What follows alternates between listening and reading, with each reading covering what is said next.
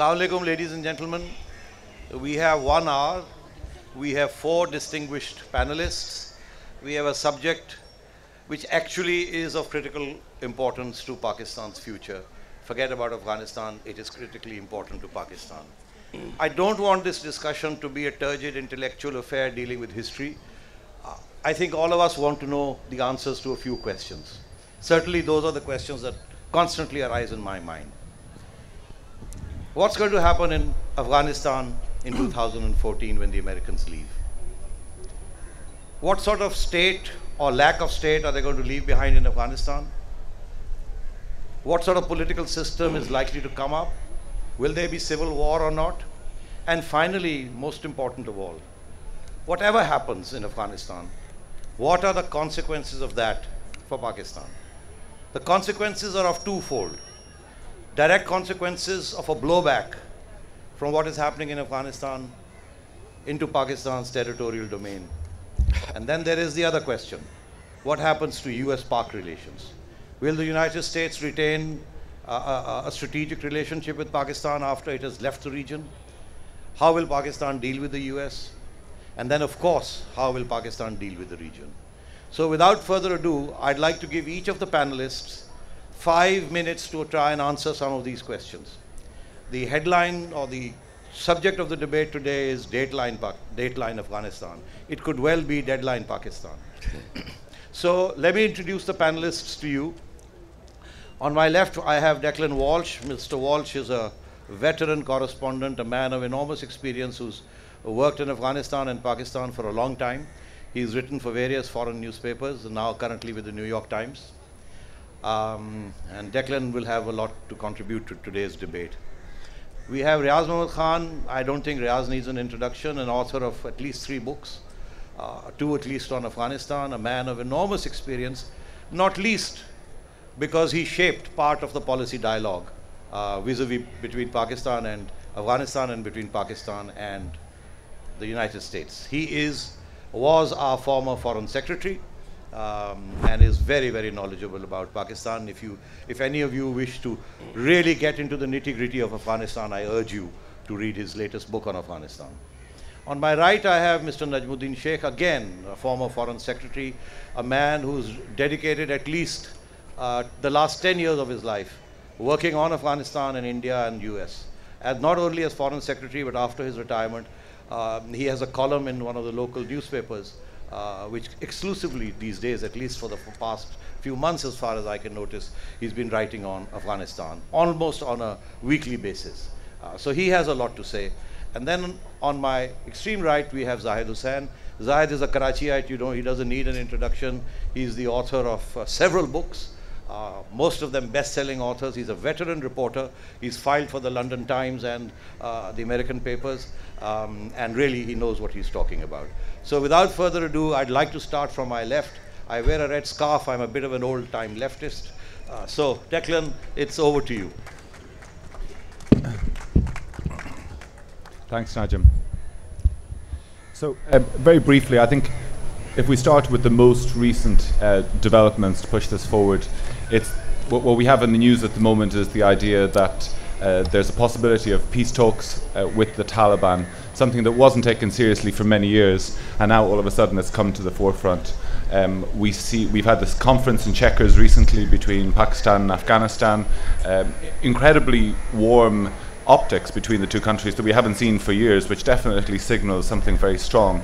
And we see the Afghan Taliban, while saying publicly that it will refuse to speak to President Karzai, in private is maintaining a team of negotiators in Doha. There's a process there that is tentatively in position to start again. Having said all of that, nobody's talking to anybody, nobody's at the table, so it raises a lot of questions about whether peace, some sort of a political settlement, is deliverable in the next 24 months. And I think on balance, any rational person would be pretty skeptical about that. Looking closer to home here in Pakistan, through this idea of peace talks, it helps us, I think, to unfold the motivations of the various players involved. And for Pakistan, the big question at the moment is whether the state and the security services have truly, as they profess, had a change of heart with relation to both support for all forms of jihadist groups and in terms of policy towards Afghanistan. There's still a great degree of skepticism, certainly in Afghanistan, and even among Western countries, Western diplomats, Western officials who say that they certainly believe that Pakistan recognises that a chaotic Afghanistan post-2014 could have very stark consequences for this country, and yet on the ground actions seem to be lagging behind this policy. I mean, we had very strong statement from General Kiani just last October in Independence Day, where he said that the internal threat was Pakistan's greatest strategic, the internal violence was the greatest strategic threat, and we see the Foreign Ministry and the ISI and the generals going to Kabul, reaching out to Pakistan's traditional enemies in the Northern Alliance, among other Afghan groups who've traditionally seen Pakistan as their enemy, and sort of holding out, saying to them, look, we're not just about supporting the Taliban, we're not just about supporting the Pashtuns, we recognize this. But whether the state and the people who make these decisions have truly had a change of heart, I think is not entirely clear. And then it seems to me the other side to that equation that's also coming out through the moves towards peace talks, if you like, is the position of President Karzai.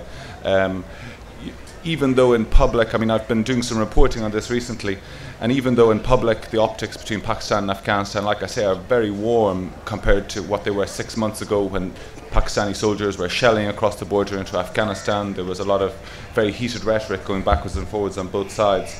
But you speak to people privately, and certainly on this side of the border there's a great deal of skepticism about President Karzai. There's a sense that he is holding back on moves towards peace because he is paranoid about his own position, because he feels weak, because he's worried about how the elections that are due to take place next year will pan out. So there's both a political question about him, there's also a broader question about the strength of the Afghan state. Obviously nation building after a decade has not delivered what it as advertised, and clearly that's a problem, and that brings us to the wider question of whether the Afghan security forces will, if all of these peace talks fail or don't even start, which is highly possible, whether the Afghan state and its security forces will be able to stand on their own 2 feet. Thank you. Thank you.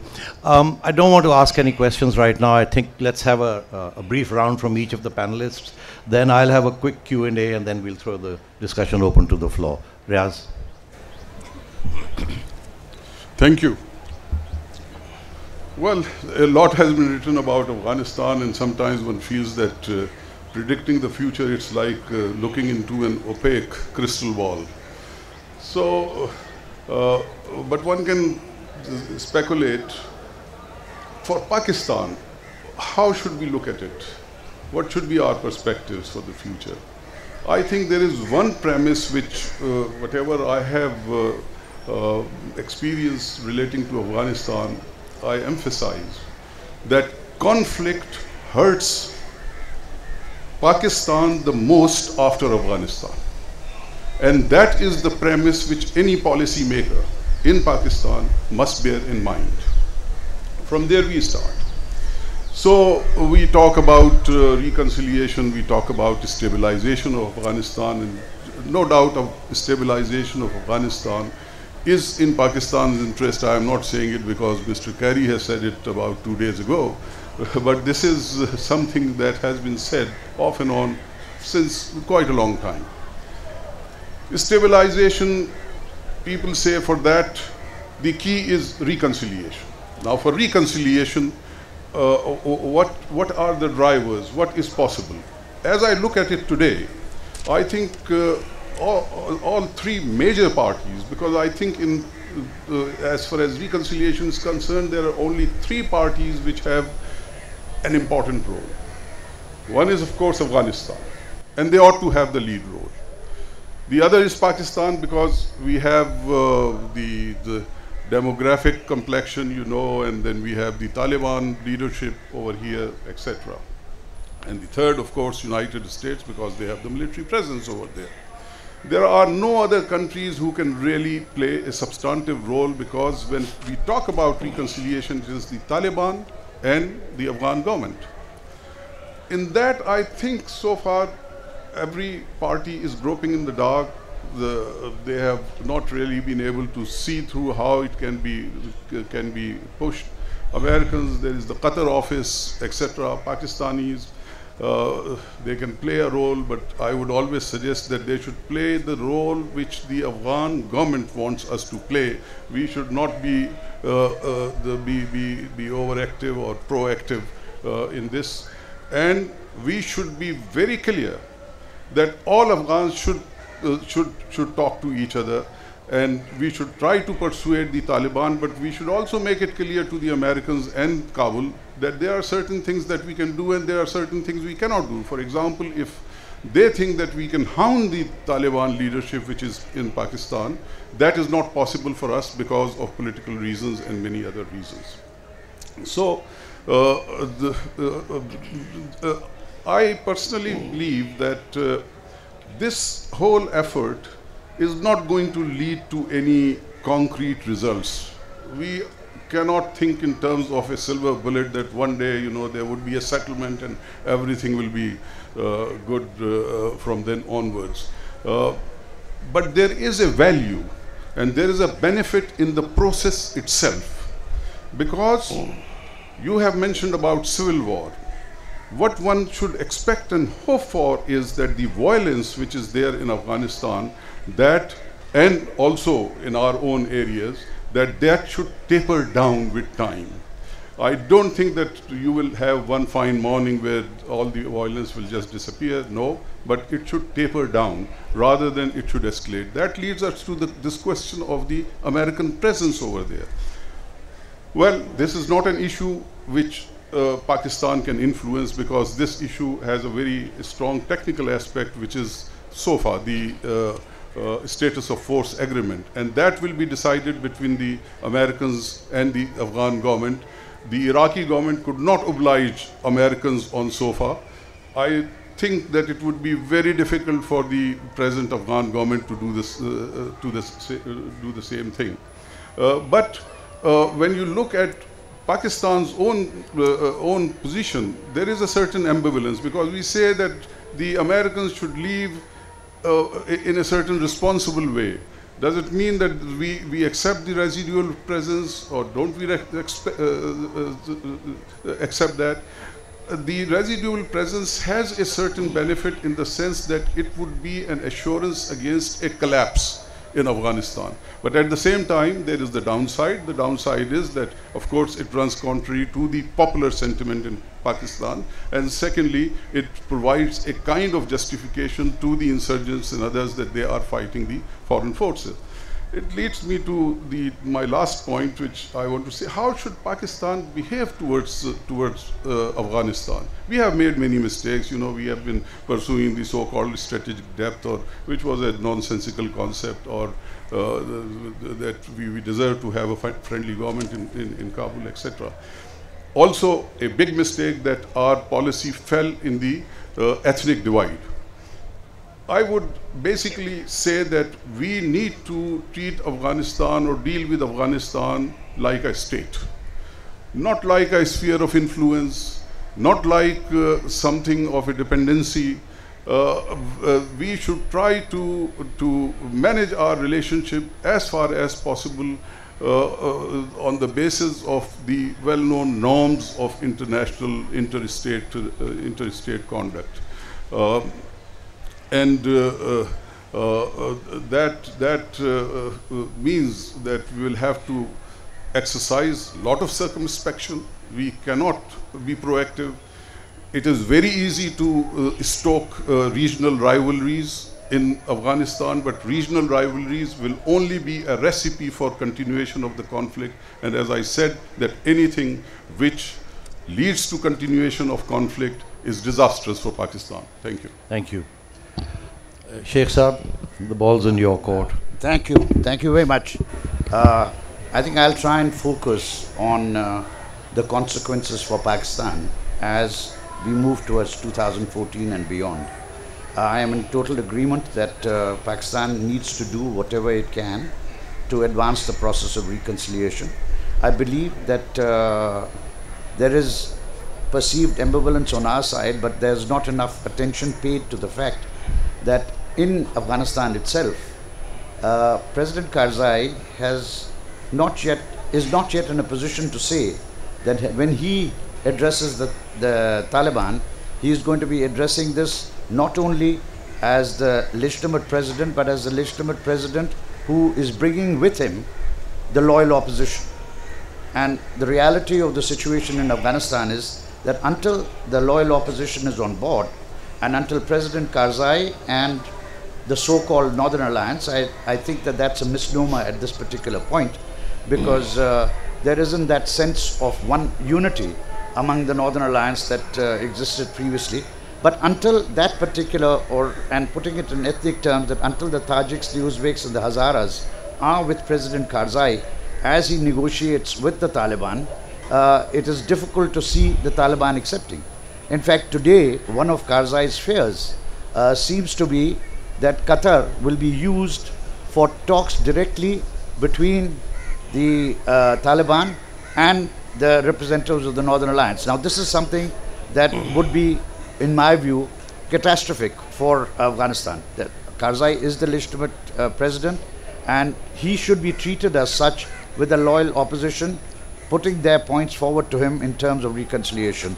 And we should be promoting that reconciliation. If that involves releasing more Taliban and making this release coordinated with the Afghan government and with others interested, so be it. Because if we are sincere in trying to promote reconciliation, and if there are people in our custody or as our guests who will be able to contribute to this particular process, we should be there to help that process along.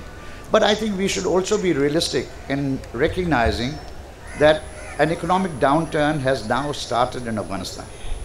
We have today, by my estimate, not an estimate that everybody agrees with, but we have 1.7 million registered refugees, we have 1.7 million unregistered refugees, and we have 1.7 million who have by now acquired Pakistani passports or other documents, including national identity cards. So we have, at this particular moment, we are playing host to 5 million Afghans. And just to give you a rough estimate, my thought is that out of the economy, not out of the Pakistan treasury, but out of the economy, each one of them is drawing at least $1 a day. By my rough estimate, therefore, Pakistan is now contributing about $2 billion to the welfare of the Afghans, many of whom earn money here and send it to Afghanistan to support their families. That's one aspect. The other aspect is that as the downturn deepens, and it will, because the growth in the Afghan economy has been almost entirely in the services sector.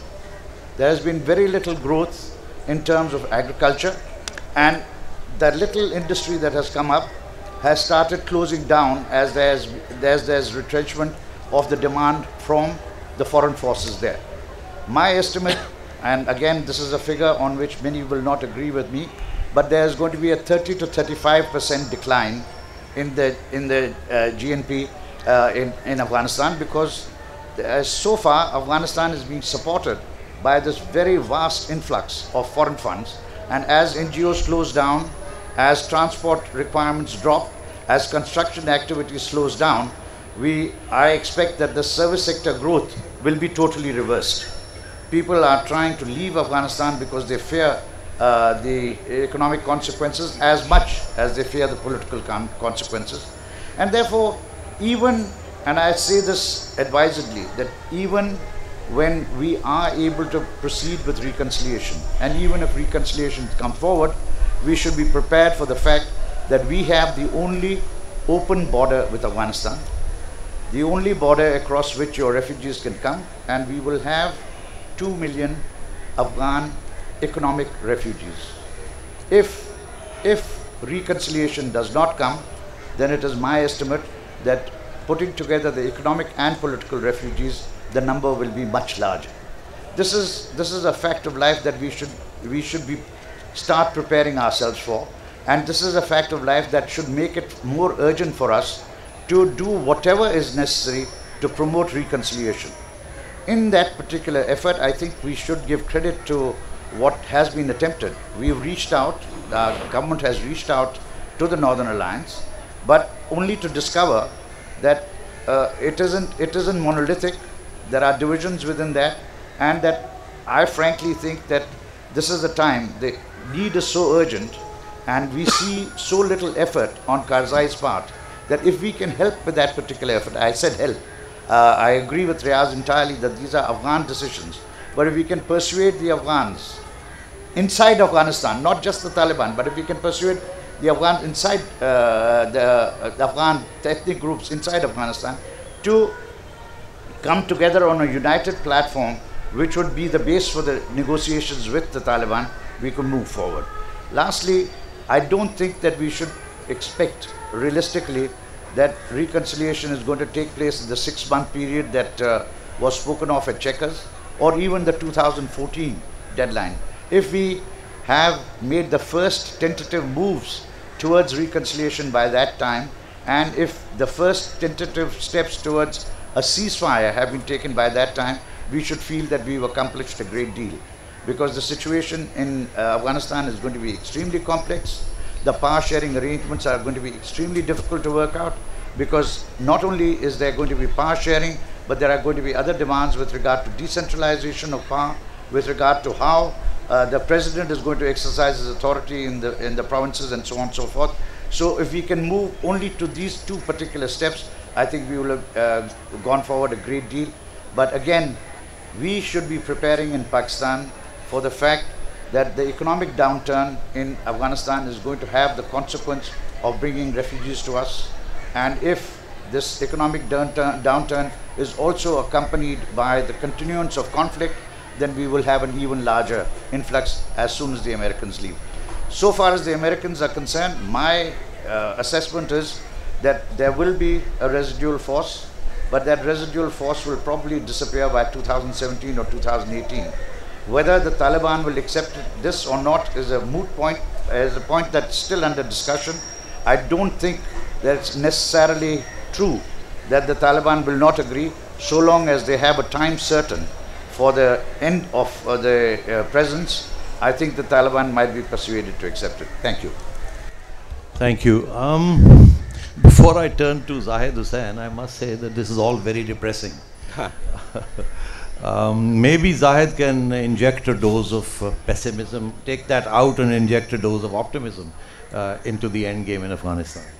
Well, I'm not sure actually whether I can give you a more optimistic picture, but I think there are three possible scenarios post 2014, and at least two of them are very, very gloomy for Pakistan. The one is the American forces leave Afghanistan with a small contingent is still left there, and without any political settlement, which means actually the political instability will continue. It may also lead to escalation of civil war, which is already going on. That is first scenario. The second possible scenario could be that Taliban escalate their attacks, but I don't think they can take over Kabul at this point of time. And so again, actually a completely unstable situation in Afghanistan. The third scenario is that some kind of political settlement is reached between the Kabul government and Taliban, or Taliban and American. That is a most actually optimistic scenario, and I think probably it will have a least effect on Pakistan. But first, actually, if we take two first scenarios and its implication on Pakistan, is going to be disastrous. A continuing instability in Afghanistan or escalation in civil war will ultimately have a direct bearing on Pakistan. Pakistan has already become a theater of war. It's a completely different situation what we have witnessed in 1990s. War is there in Pakistan, and if civil war escalates, the two ramifications, number one, as Najmuddin Sahab has just said, actually influx of large number of refugees.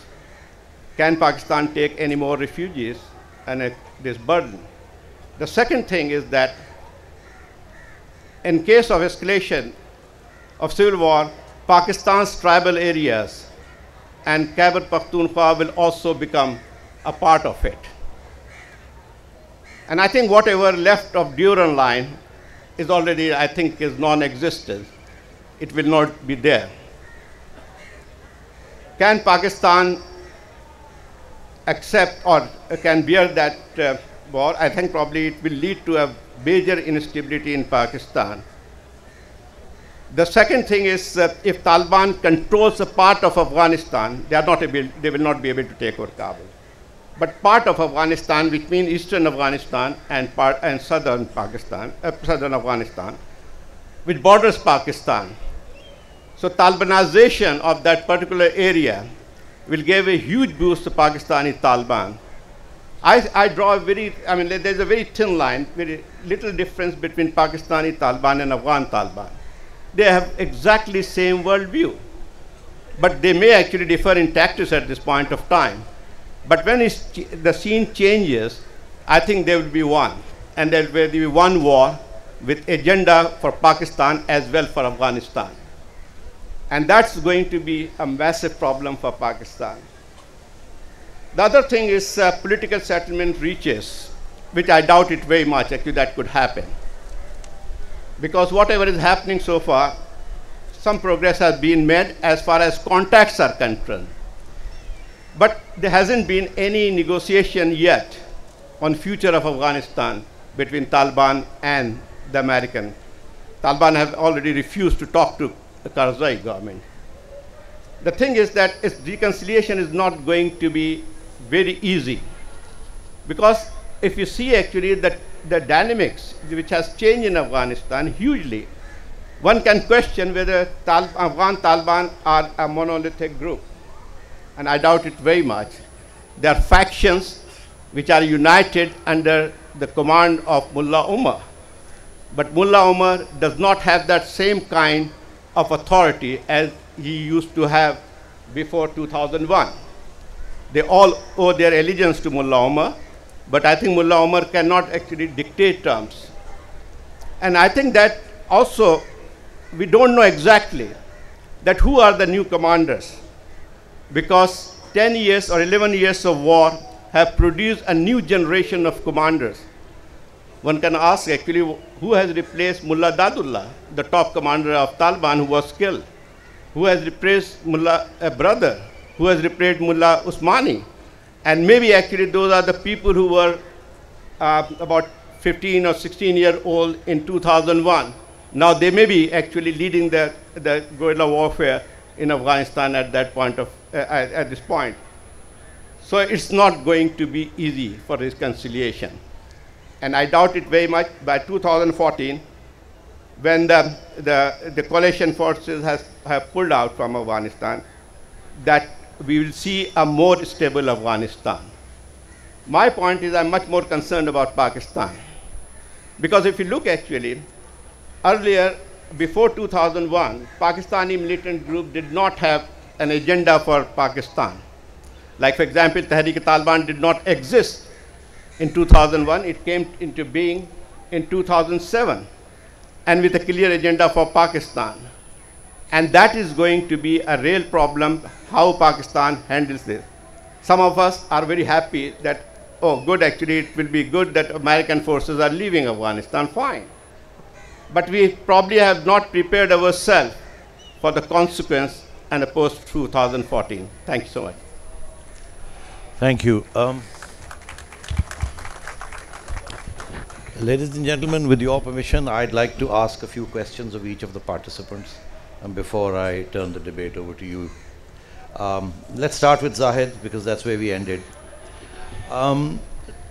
Zahid, what should the government of Pakistan in general and the Pakistani military security establishment in particular be doing to stop this slide into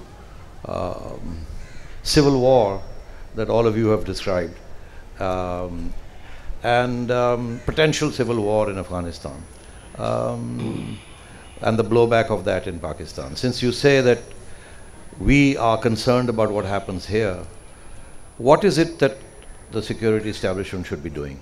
Well, I think we should have thought about it long time ago. And I'm afraid we never have any strategy to fight militancy. And I doubt it very much that we have a clear strategy in place even now. When we say 40,000 Pakistanis have been killed, but one can ask actually whether we have a strategy, a coherent strategy to contain or to fight this war. And we are much more ambivalent actually about Afghanistan, because until very recently, very few people it has not sunk into Pakistani authority that Americans would be leaving Afghanistan. There was still actually a kind of thinking that they may be staying on. And if even you have asked some of the people, I'm not talking about the government, but they still do not believe that Americans are really want to leave Afghanistan. And I think one thing is very clear. President Obama's last speech has made it very clear. There's no way the Americans are going to stay in Afghanistan anymore. And even as far as the number of troops are concerned, it may not be more than 3,000 to 6,000. And that most of them basically will be trainers or special forces. The thing is that Pakistan should facilitate talks. But big question now, how much influence Pakistan has over the Taliban. I think there's also a misconception that Pakistan can deliver them to the negotiating table, and I don't think it can happen. Pakistan can actually nudge them, persuade them, but at the end of the day, the Taliban are going to make their own decision. They are not going to listen to Pakistan, and probably they had not listened even in 2001, and they're not their least, I think, possibility of their listening to. I think that's first what we should be doing. I mean, we still have a very policy, not clear policy. We should have a first coherent policy that Pakistan's existence is threatened by the militancy. First, actually, we have to. And I don't think we have actually a clear understanding of this. We keep talking that we should talk to Taliban or not. Day before yesterday, there was a conference in Peshawar where they agreed to talk to Taliban, and the next day, they tried to blow up the chief minister of Khyber Pakhtunkhwa. So I think first we have to be very clear that we cannot have talk with the criminals. I see they are criminals, and you don't talk to criminals. And the second thing is that Pakistan's stability is directly linked with the stability of Afghanistan. These are the two things we should understand. Thank you. Sheikh Saab, you said that, or you suggested that Karzai is part of the problem rather than part of the solution. You also said that in the event that there is no reconciliation and the state begins to crumble in Afghanistan, that we can expect to have 5 to 6 million refugees of one nature or another in Pakistan. I rather suspect that half of those refugees will be in the FATA and the KP region, and the other half will probably come to Karachi. Do you want to tell us what the government of Pakistan should be doing? Do you subscribe to what Zahid is saying? Well, let me, I think one thing is inevitable. The economic slump in Afghanistan is going to bring you refugees. It doesn't matter what the Americans do or not do. It doesn't matter whether reconciliation proceeds or does not proceed. The fact of the matter is that the Afghan economy theoretically has grown at 9% a year for the last 5 years, and it has grown entirely in the services sector. Right now, the reports out of Kabul, if you read them carefully, suggest that construction activity is down by 60–70%. NGOs are closing. $1,000 jobs that Afghan interpreters and translators had are disappearing, and there have already been the educated Afghan, those who came from abroad, are preparing to leave, and others who have become educated. There are 30,000 odd applications that have been filed with Western embassies for immigration visas. So we must know what the impact of that is going to be on us. The one area in which Afghanistan has domestic productivity has been agriculture. In agriculture, the figures are as follows. The total exports of Afghanistan last year were 491 million. its imports from Pakistan alone were 2.4 billion.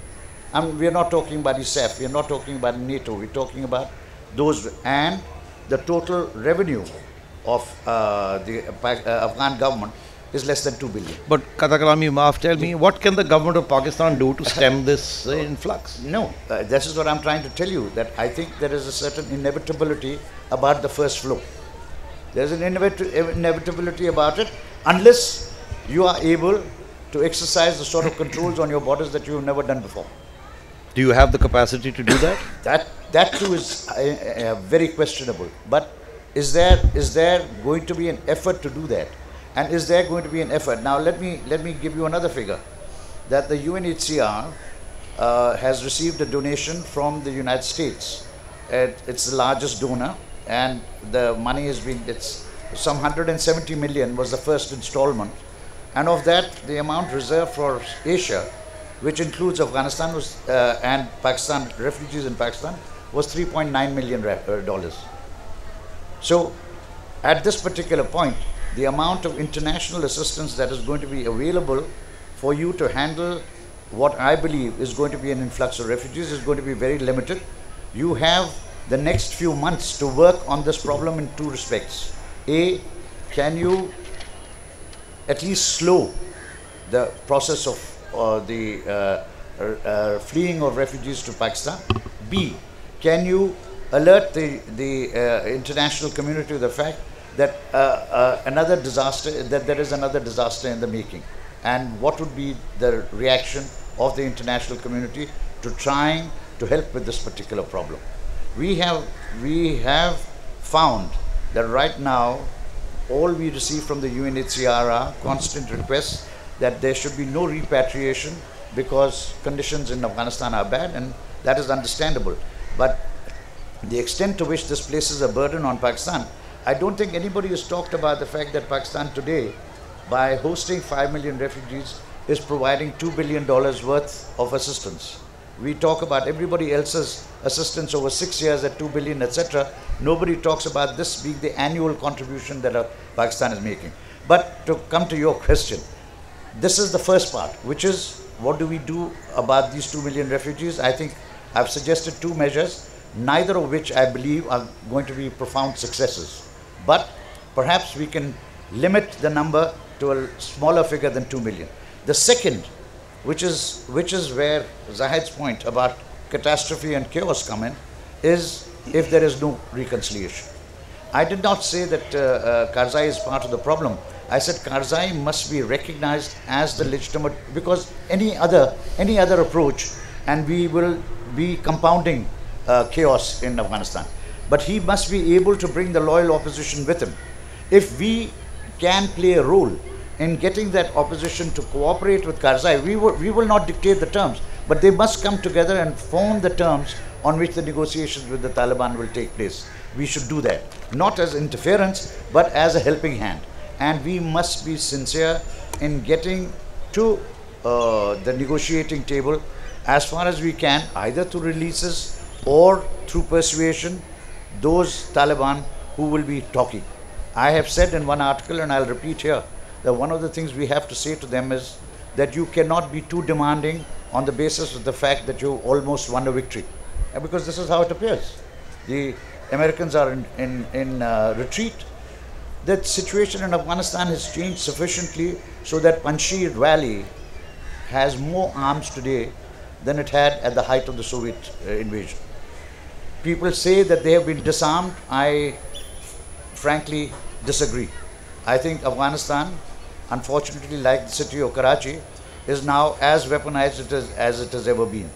So there will be chaos, there will be a civil war of major proportions unless the Taliban demands are such as can be accepted by a coalition which includes Karzai as a representative, as the legitimate president, but also as the man who's bringing the opposition with him. Thank you. Riaz, you said that the crystal ball is opaque. Please put shed some light on it. Don't leave it at that. We are here to try and understand what is coming our way.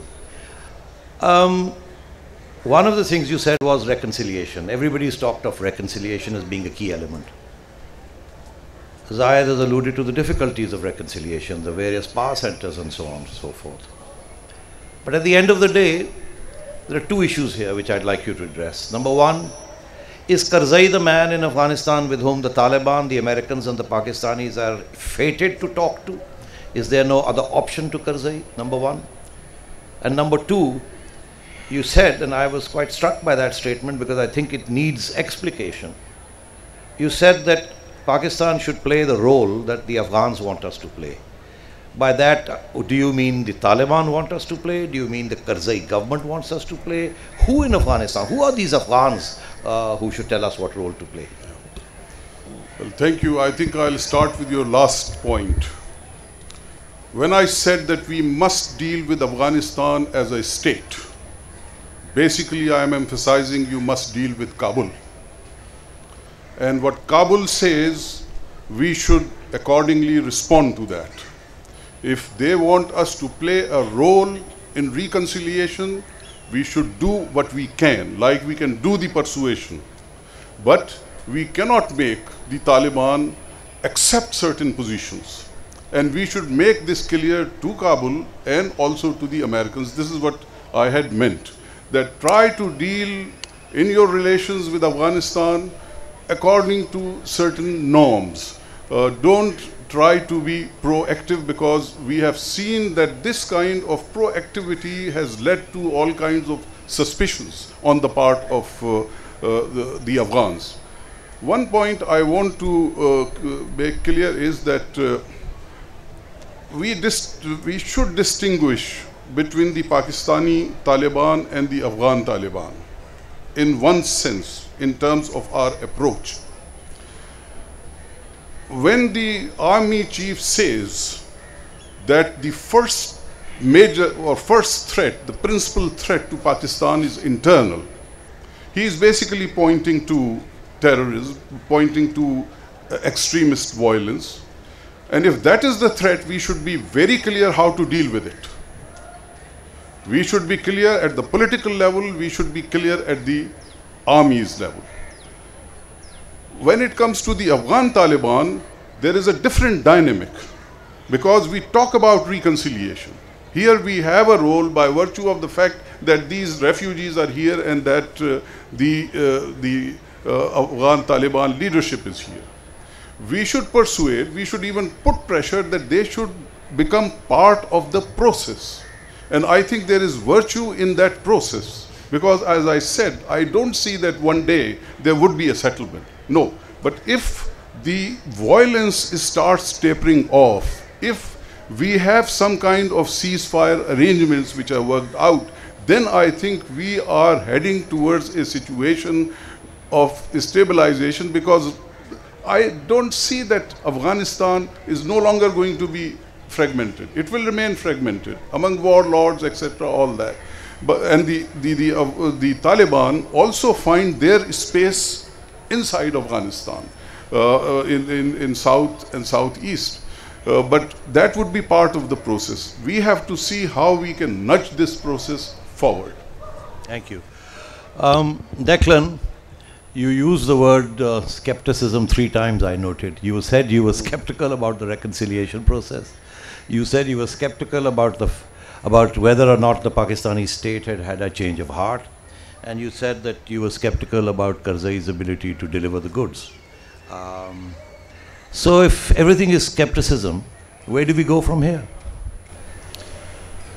Just to reprise on what Riaz Saab was just saying, things don't look great. But I think there's an opportunity going forward now to create a system, to put a dynamic in place that will lead to at least the possibility of a political settlement. It's very easy to focus on the worst scenario, which is certainly possible. But this business of speaking to the Taliban is at the very least creating a framework, an opening that we haven't seen thus far. And there's very much a strong sense here in Pakistan, but even more broadly, that until a while ago, until perhaps 18 months ago, here in Pakistan, I had very much the sense from speaking to people that people did not believe the Americans were going to leave. all of a sudden it seemed the penny dropped. Prior to that, you had so many sort of conspiracy theories. The Americans wanted to stay in Afghanistan to put in place major military bases. They wanted to plunder the military resources. Or here, most commonly one would hear that they wanted to create the conditions to invade Pakistan or somehow launch an operation to take the nuclear capability of the country. Now it's very marked here how the media discourse has dropped a lot of that talk. It seems to me that the penny has dropped, and that going forward there's now at least there's a space both for Pakistani policy to form, because I think here in Pakistan there has been a huge policy vacuum for the last decade where people even I think among ordinary people there was a distinction between the good and the bad Taliban. The bad Taliban, the Pakistani Taliban, came up from about 2007 and very much came into everyone's lives here through violence and bombing and so on. But when I've been here since 2004, and I remember in those early years there was a very deep-seated ambivalence among most people about the Afghan Taliban, that these people were somehow fighting a nationalist fight in Afghanistan. There was a lot of understandable anger towards the US here and the blowback that was creating, but I think what that filtered through, and even if you separate that from questions of double game or people in dark rooms making strategies and so on, I think what that filtered through into was that there wasn't actually a policy about how to deal with the Afghan Taliban, because sometimes I get the impression that it's the debate that dare not speak its name here. I was just reading a report this morning about attacks in Afghanistan the last couple of days in Kandahar, where you had soldiers coming across the border from Balochistan into Afghanistan, carrying out attacks and going back. I don't hear many people talking here about how, about just facing up to this fact. And while in Kabul you hear very extreme things about Pakistan all the time, there's even now, I think, a very strong sense that Pakistan is the evil empire, that the Taliban are somehow on the ISI's puppet strings, and that they can determine what will happen, which is obviously a very simplistic, one-dimensional view of things. There is still, I think, an opportunity for Pakistan to think very hard about how does Pakistan deal with these people who are sheltering inside Pakistan's borders. What will their role be going into the next couple of years, and whether Pakistan can exert the influence that it does have to push a settlement in Afghanistan that will not obviously be just good for the Afghans, but will prevent the sort of crumbling of the Afghan state, fragile as it is, but the crumbling of what's there now and the consequences that could have over here. Thank you. Riaz, about a year ago I had a one-on-one with a very senior military official who shall remain nameless because it was a confidential exchange. And I said to him that there was an article in the Western media written by a former Assistant Secretary of State, Karl Rickenderfurth, in which he'd suggested that perhaps what we needed for Afghanistan would be to work out some sort of a neutral Afghanistan under a UN as a transitional mechanism to stabilize the situation. And I asked him, I said, what do you think that sort of thing is possible or not? I didn't get an answer to that question, but what I did get was a formulation. And I'd like you to comment on that formulation. The formulation I got was, what we want, quote unquote, is a stable, peaceful, and friendly Afghanistan. Upon which I said, I can understand why we need or why we would want a stable and peaceful Afghanistan. But when you say friendly, what sort of friendliness do you expect Afghanistan? Do you expect it to tilt in favor of Pakistan in some way or the other? Because if that's the issue, then a lot of the regional players may not like it. So my question to you is that discussion eventually ended up 3 months ago when I received some advice from the same quarters that we have dropped the term friendly from our formulation. We are now saying we'll be seeking a stable and peaceful Afghanistan. 6 months ago they dropped it. Yeah. So, Riaz, that's my question. Okay. Why not a neutral Afghanistan? Well, thank you that you have mentioned about this friendly aspect, because what really is in the interest of Pakistan is a stable Afghanistan, because the geography, the history, the demography is such that we must have the confidence that Pakistan-Afghanistan relationship will have a certain degree of closeness always. And with that confidence, I think we should also have this confidence that Pakistan does not have a security threat of a conventional nature from Afghanistan. The kind of threat that is there from Afghanistan is from a chaotic Afghanistan where these non-state actors, like they were in the 1990s, they could grow and expand their influence as they did into Pakistan with our own sort of these people, the extremist elements growing their influence over here. So that is the kind of threat that is there, but not a conventional threat from Afghanistan. So we should proceed from a certain sense of confidence in dealing with Afghanistan, and we should only see if it is if something can stabilize it. Neutral Afghanistan. Neutral Afghanistan, it's an old thought. Even on the sidelines of Geneva, there was a talk about a neutral Afghanistan. And to tell you frankly, at that time, it was the Afghans who said no. Don't consider these kinds of ideas. I don't think that even culturally it is acceptable for the Afghans to call themselves to be a neutral country. These are certain prejudices which are sort of intrinsic to character of people. Basically, we should not chase red herrings, so to say. So this neutrality idea, and the circumstances are very different.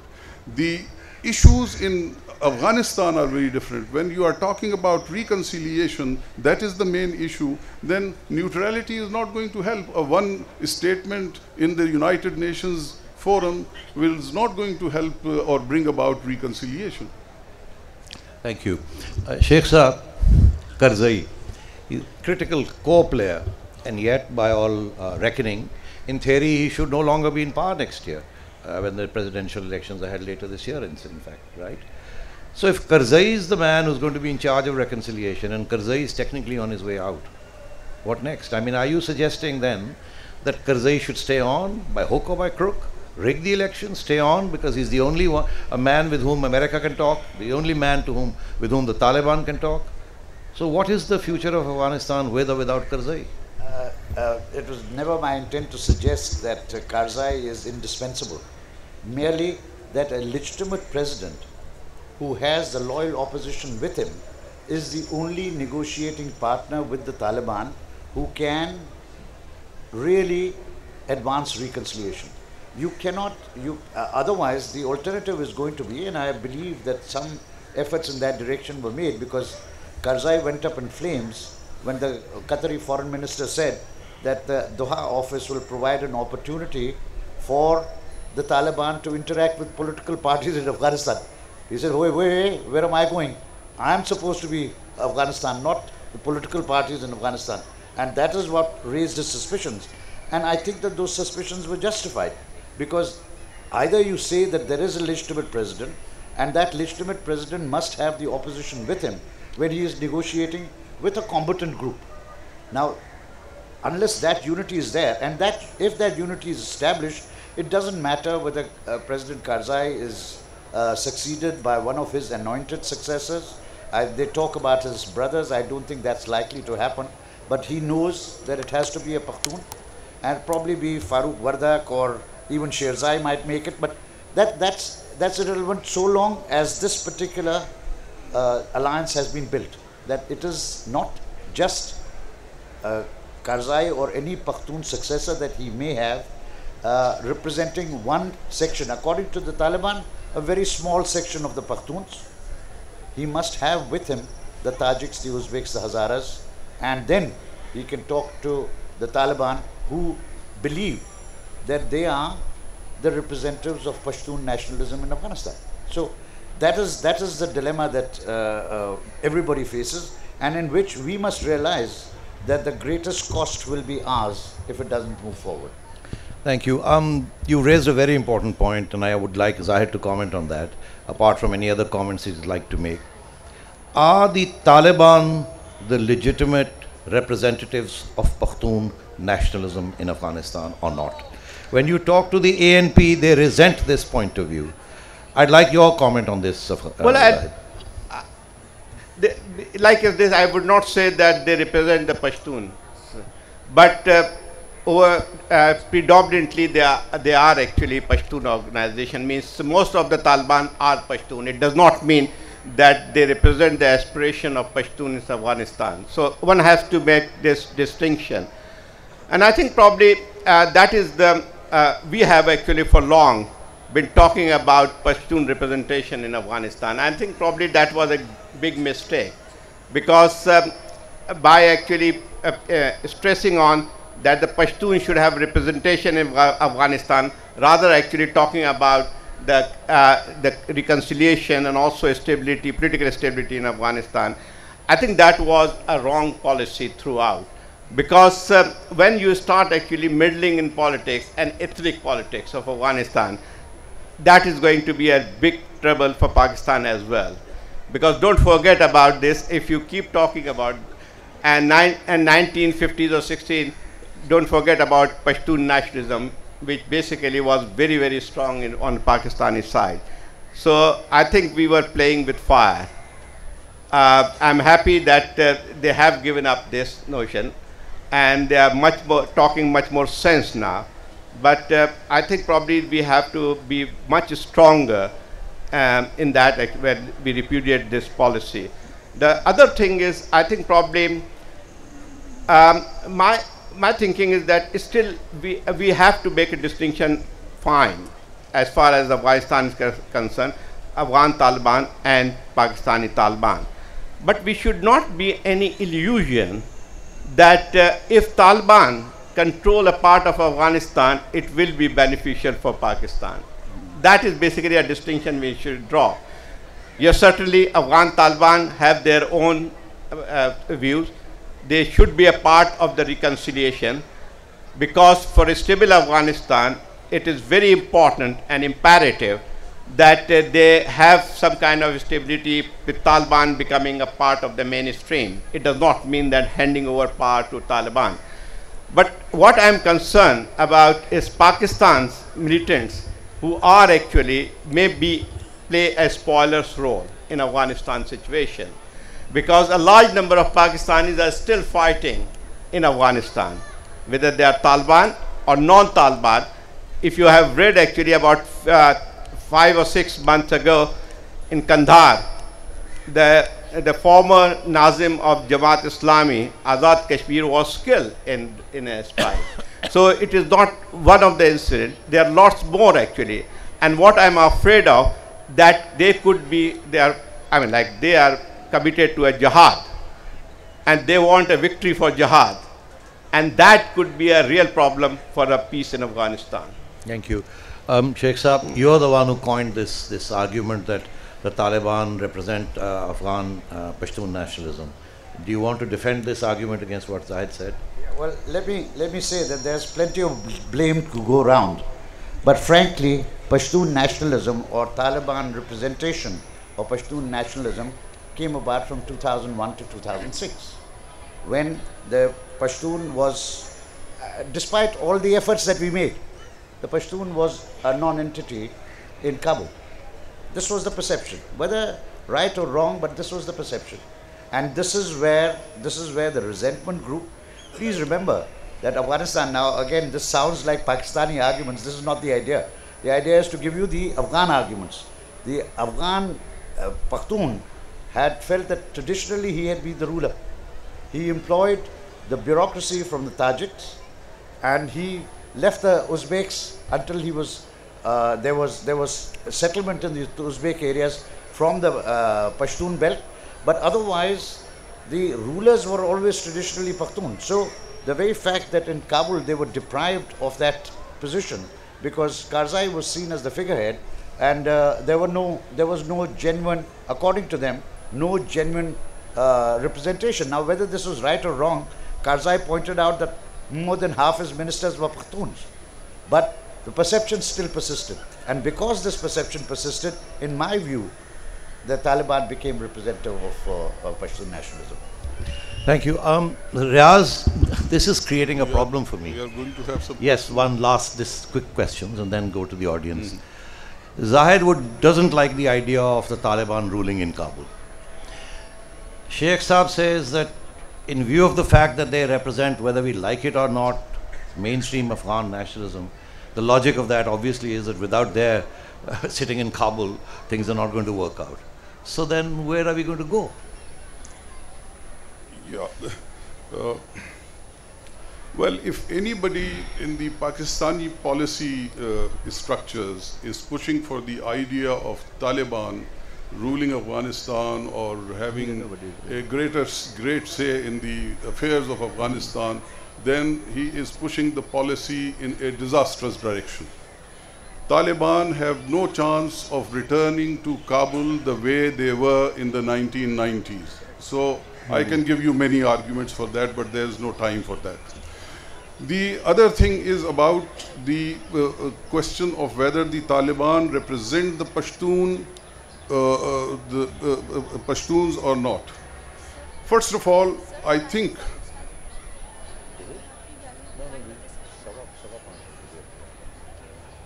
Carry on. I think we should never have allowed our policy to slip in this ethnic divide. And one of the great mistakes that were made was that we became hostile to the Northern Alliance. And we gave this argument. We were not saying that the Taliban represent the Pashtuns, but we said that Taliban must first assert their control over entire of Afghanistan, and then perhaps they will change. Now, this was basically asking for the political and military decimation of Northern Alliance, and that created the problem, and that persists. We're supposed to end at 5:15, not at 5. And Declan, here's a question that many Pakistanis ask me. 9/11. Somebody in Afghanistan's footsteps went all the way to 9/11. United States reacted, and we are still reaping the whirlwind of that.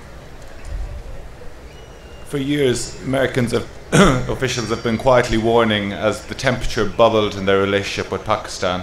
Sort of private conversations, people have been saying exactly that while they were prepared to give a lot of leeway to Pakistan on a lot of the tensions that have been going on, and I'm talking about before Raymond Davis, before Osama bin Laden's killing, that were such an extraordinary event to happen, as several people said to me, all bets are off. I think to some degree that would still be the case. I think there's a very strong sense that while the United States invaded Afghanistan in 2001 with the intention of either avenging 9/11 or of chasing out Osama bin Laden and Al-Qaeda, obviously that agenda changed extremely quickly, and then they fell into this nation-building game, which I suspect they're now sorely regretting. But there's a very strong sense now, certainly in Washington, that this problem resides pretty much in this region, solely in Pakistan, solely in the Fatah. But against that, I think the chances of that probably have diminished in recent years. I mean, the drone campaign, controversial as it is, but it certainly does seem to have diminished the strength of Al-Qaeda, the Al-Qaeda leadership in the Fatah. Now, it's an entirely separate discussion, obviously, about whether you think that is, either morally correct or something that strategically will last. But in the short term, they've been successful. So I think the chances of that event coming from here are certainly reduced in the last number of years, but they're certainly not extinct. And it's one of the great, what I would call the sort of X-events for Pakistan. Thank you, everyone. We have 15 minutes, about 5 or 6 questions from the audience. Please raise your hand so I can see you. I don't know your names, and I don't know whether there's a microphone out there somewhere.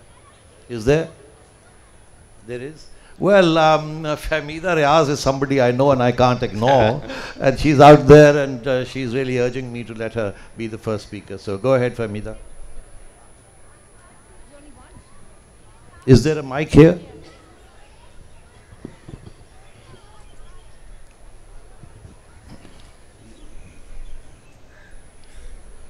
Could you please ask the question rather than a long comment? No, I will ask a question. And it is addressed to Riaz Saab. Riaz Saab, whatever you said just now, unfortunately, in other words, sounds so much like the old strategic depth theory, right? And I was wondering, whether it wasn't possible. So since Pashtuns are not the only people living in Afghanistan, but there are so many other nationalities. There are the Persian-speaking people, the Hazaras are there. Supposing, instead of having this friendly Afghanistan, supposing we make them agree to accept the Durand line as borders between India, Pakistan and Afghanistan, and then think of a federal setup there, like we are trying to strengthen the federation in Pakistan. Don't you think it would have, if it is possible, it would be a better answer? Thank you. Thank you. I think I was not able to communicate clearly my point of view. On strategic depth, if even you read my book, I am a strongest critic of that kind of policy. I am basically was saying that we should we should treat Afghanistan as a state. And I was emphasizing that we should deal with Kabul, whoever is there, the government. So basically, I am not in favor of one party or the other, the Pashtuns or the others. This is for the Afghans. You would not like outsiders to be messing around in our own ethnic politics, Punjabis or Sindhis or this or that. So, and one of them, I said it very clearly that one of the mistakes that we made was that we allowed our policy to fall in the ethnic divide in Afghanistan. And we must avoid that in the future. So that is I wanted to clarify. The second point that, Federation. Federation in Afghanistan. Durand line, yeah. On Durand line, my position is that please don't push the Afghans to recognize Durand line legally, because they will not be able to do it. It is a burden of history which nations carry, and but they have to reconcile that this is the functional border.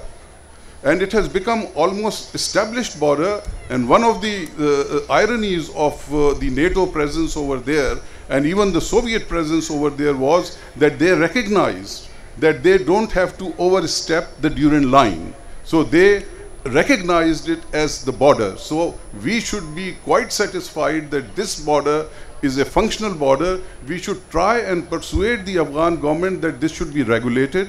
I always believe that there must be designated points for entry, etc. There should be, I think, biometric cards, etc. But you can't push these things on Afghans. But hopefully, when the situation calms down, then I think we should try for that.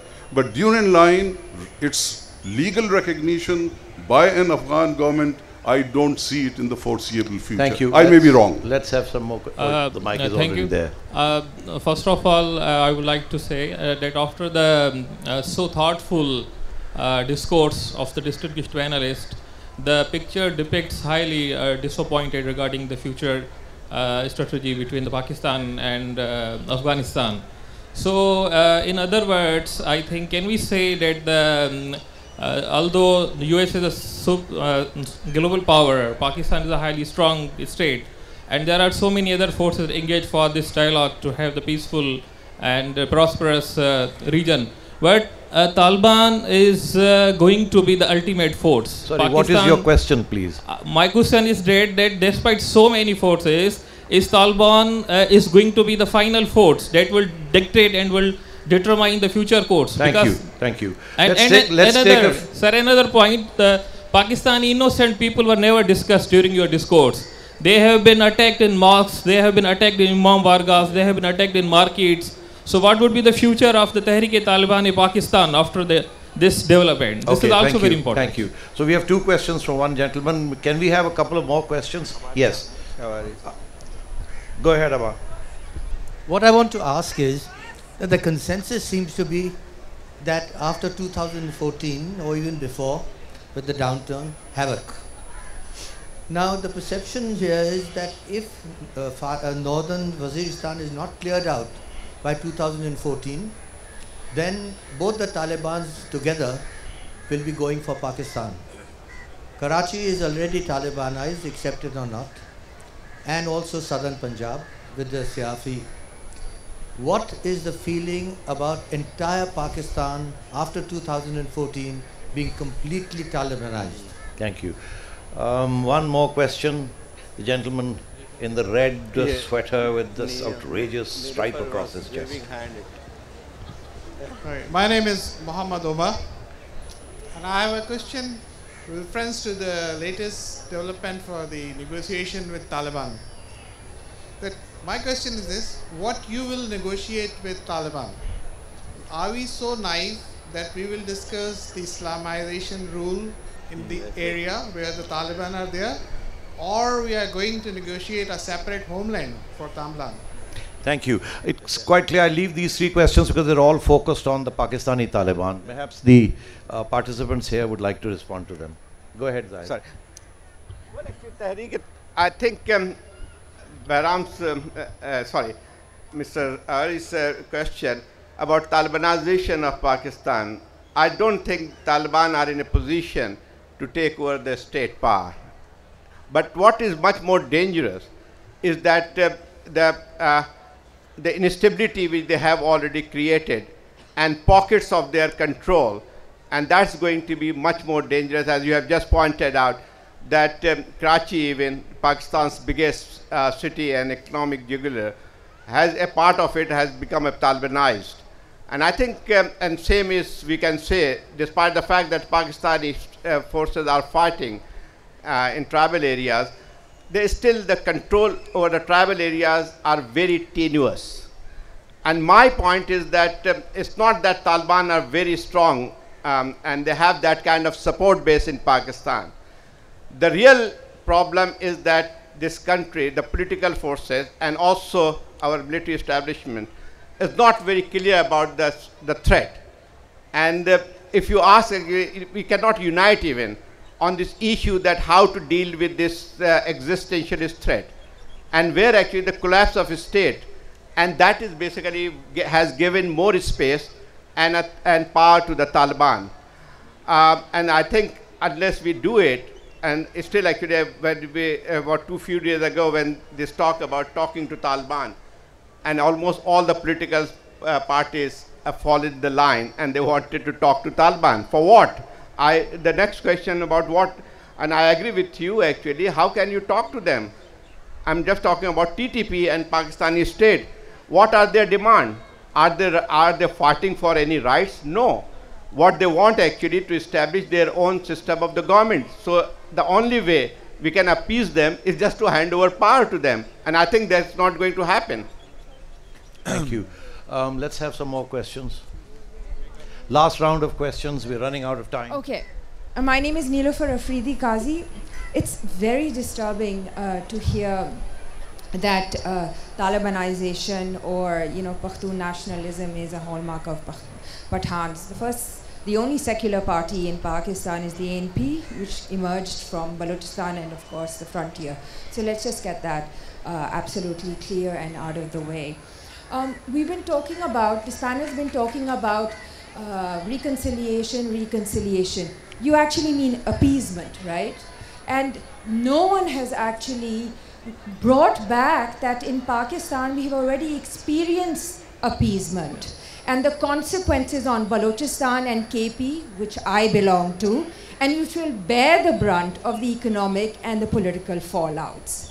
And the idea that the Pathans in particular are actually responsible for this is incredible. I mean, we are not looking at our own history. We are coming back to the same situation that we did with Swat.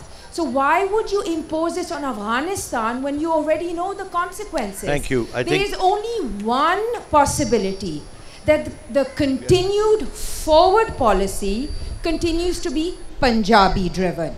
And this has to come to an end. Thank you. Thank you. Sheikh Saab, I think you should respond to this question of Taliban as representing Afghanistan and whether appeasement is another word for reconciliation here. You see, I think one of the things I think the panel as a whole came perilously close to suggesting that if reconciliation is to take place, our persuasion should come closer and closer to coercion. But the problem has become the ability of the state, the capacity of the state. And that is a problem in both regards, both with regard to the TTP that was discussed earlier and with regard to the measure of influence that you can exercise. We know that our influence on the Taliban, on the Afghan Taliban, has been limited even at the time when we were theoretically the only people that they were relying on. Bamiyan happened, Riaz Basra was not brought back, so we know that. And I don't know that whether at that time we had a particular capacity, whether that capacity exists today. So when you talk about appeasement, when we say reconciliation amounts to appeasement, it's really a recognition of the fact that that's the best that you can do. That's the best you can do. And it is not, I don't think that anybody was seeking to imply that this is a Pathan problem. It is the fact that there is a particular situation vis-a-vis the Pashtun majority, which is always talked about as a plurality, but it is a Pashtun majority in Afghanistan, and the perception that they have been traditionally rulers and should continue to be so. If the Taliban are seen again as representing a major portion of these Pashtuns, then they have a part to play. There is no way that one can get away from this. So I'll leave it at that. We tried on the panel to focus primarily on Afghanistan and the situation within Afghanistan rather than on the TTP. That TTP is a problem on which I think Zahid's point of view is the one that I share, and that the panel probably shares, that you cannot negotiate with terrorists and you have to deal with them with a firm hand. I'm sorry, I'm sorry. Hello. I can't take any more questions. No, I'm sorry. We have to finish on time. I was told 5:15. It must be 5:15. There is a session after this. I'd just like to say one word in conclusion. I think there is a real issue here, reconciliation versus appeasement. Some of us have thought for a long time that we've been appeasing the Afghans, both the Pakistani Afghans and the Afghan Afghans, Pakistani Taliban and the Afghan Talibans. One is still not clear what our policy is. This whole business of reconciliation is running out of time. But at the end of the day, we still have to ask ourselves the question, were the Americans right to invade Afghanistan? Were the Americans right to bomb Afghanistan? Were the Americans right to rain those drones on Afghans? These are not existential questions for you and for me. These are questions for nation states as well. These are questions not just of sovereignty, but of actual situations on the ground. And repercussions of these are enormous and critical. Therefore, I think we need to do a lot of soul searching over here. First of all, in order to help our military establishment and our government and our politicians arrive at a consensus on what reconciliation means and the role they ought to play, or what appeasement means and why we ought not to appease these militant terrorists, we, the people of this country, have to come to a consensus. And there is no consensus amongst ourselves. We have political parties that once said they were not ready to talk to the Taliban, who today say they want to talk to the Taliban. We have political parties who are not ready to stand up to the extremists, on the one hand. And on the other hand, we have a military establishment that has been mollycoddling these terrorists for a long time for one so-called strategic reason or another. So we have reason to be skeptical. But I'm afraid at the end of the day, neither the military establishment nor the politicians of this country will pay the price of their inaction or of their dereliction of duty and responsibility and definition of the national interest. It is you and I and the people of this country who will eventually suffer. Thank you.